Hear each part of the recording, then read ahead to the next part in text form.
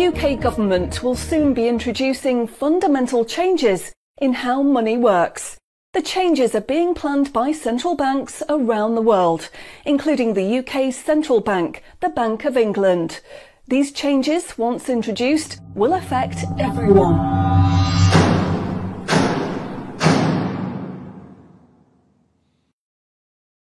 So, what are these changes really about? The changes being proposed will mean that you will no longer have full control over your spending. In fact, what they are planning is the replacement of money with something which is fundamentally different. Therefore, it's not just cash they want to remove from the economy, it is money itself. Pay attention, because if the new monetary system is allowed to happen, it will be very difficult to reverse, and could mark the beginning of the end of human freedom. In order to explain the changes that are being planned right now for your tomorrow, let's explain a little bit about how your money works today. Let's imagine that John decides to buy his daughter a birthday present from Argos. He chooses the product he wants, then pays £50 using his debit card. You might think that £50 is immediately transferred from John's bank account to Argos's bank account. But this is not what happens.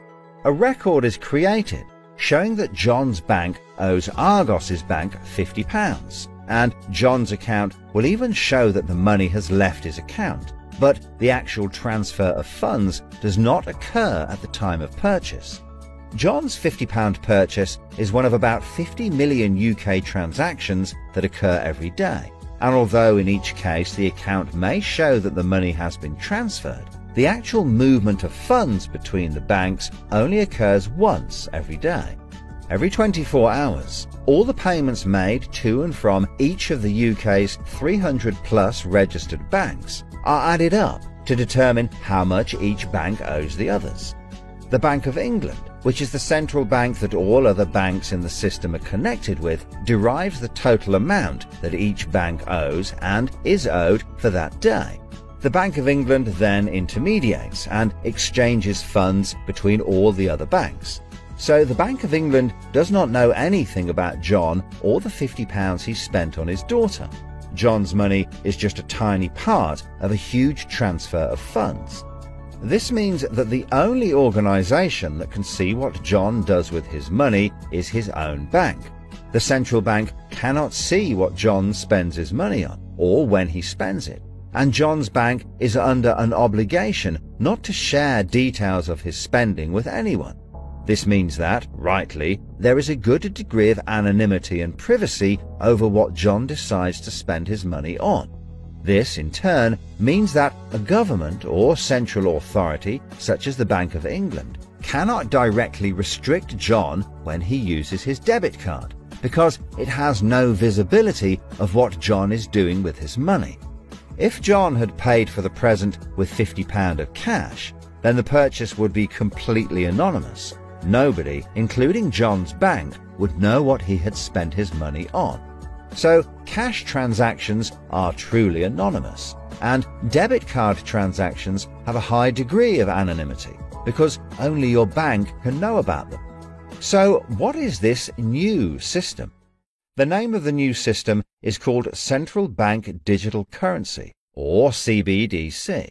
It sometimes has other names, such as smart money. Here's how it works. Let's imagine that John, again, decides to buy his daughter a birthday present from Argos. His mobile phone has a smart money wallet or app on it, from which he pays £50 for the product. The app communicates directly with the central bank, the Bank of England, and the money is transferred from his digital wallet to Argos's digital wallet in less than a second. The transfer of funds occurs at the time of purchase, and the transaction is recorded and approved by a centralized computer system on a centralized blockchain. A blockchain is a special computer program that records information very reliably and cannot be amended.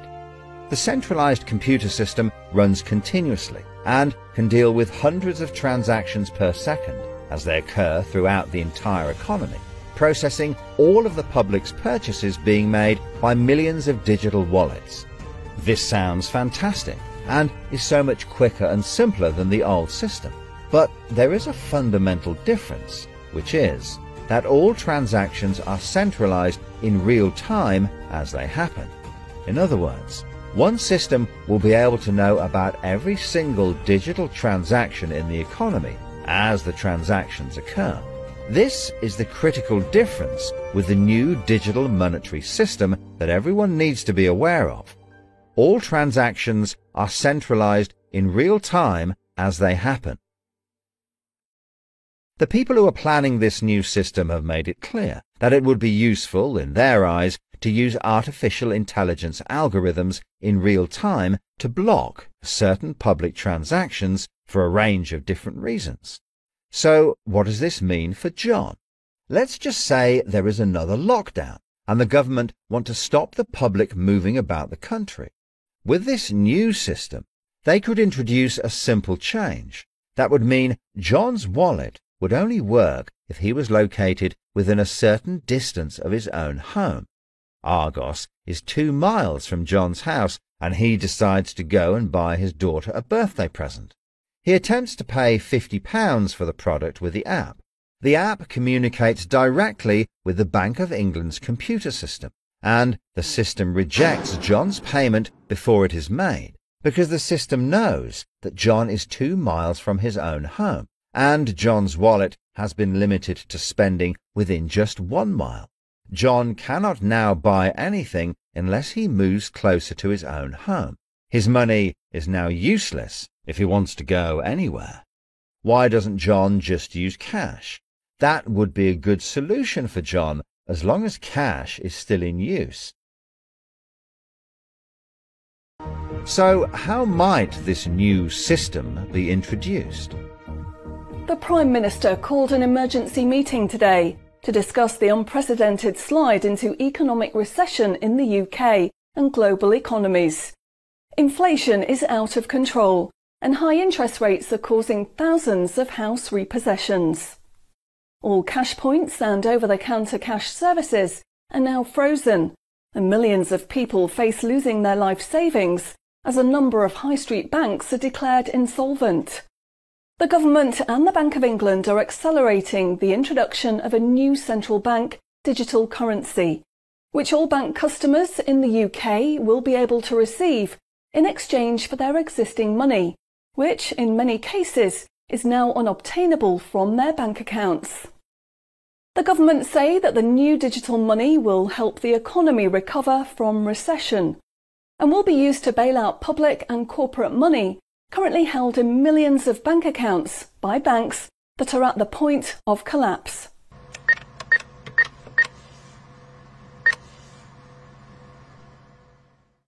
It says cash unobtainable from this account. It's frozen our money. Bleeding hell, John. How much have we got in the house? We've only got £120, and when that's gone, nothing.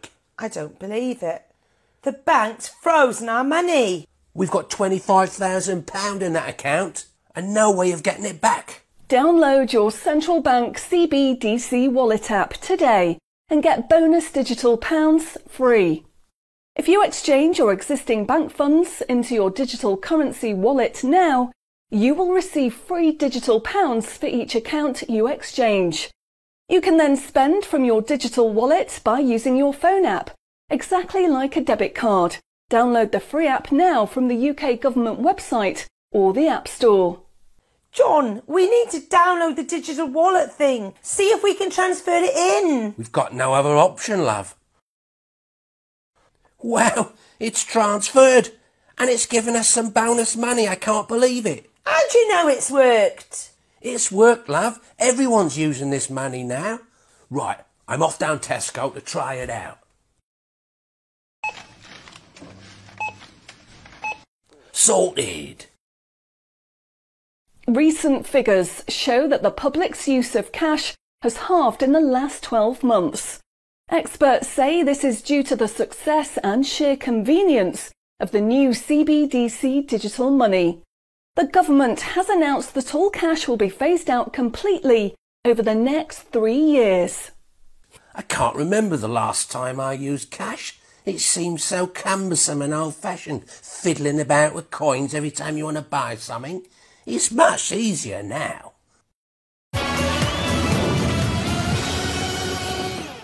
Have you seen the remote control, love? Look what I found. Remember these? What are you going to do with that? Well, I don't know. Look, why don't we keep it? I'll put it in a picture frame. My name's Charlie. Recent data from the annual Climate Change Conference has revealed that only a drastic reduction in fossil fuel use will help protect against climate change. The government has announced limits on petrol and diesel use for all individuals in the UK, which will be enforced using smart money. Each wallet will be limited to a purchase of 15 litres per week, after which the wallet will be prevented from making any further purchases in that week. Ah, bollocks. Growing concerns over obesity and bad health will be tackled using the Smart Money network. The government proposes to limit the total number of sugary foods that each digital wallet can purchase in any given month. What?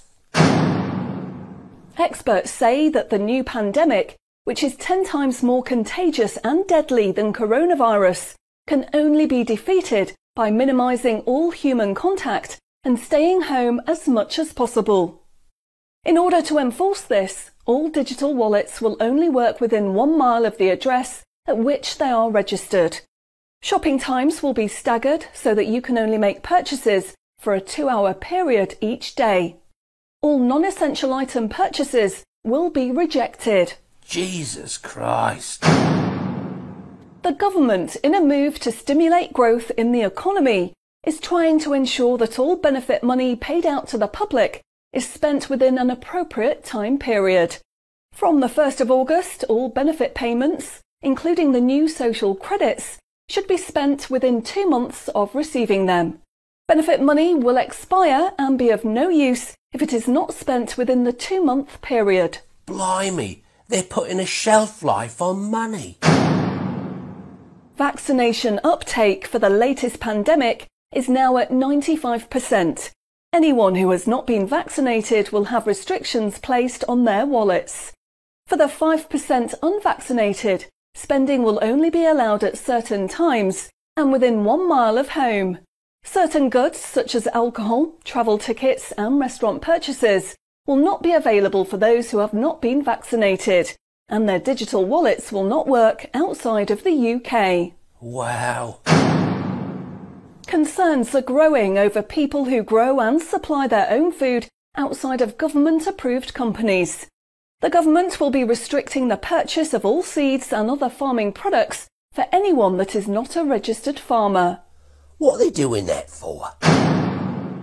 The government is trying to reduce the amount of red meat people eat in their diet for environmental and health reasons.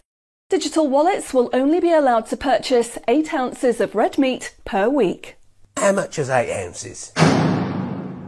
In order to protect the environment, the government is introducing limitations on the amount each wallet will be able to spend on the following products: aerosol cans, single-use plastics, coal, meat, chocolate, fish and coffee.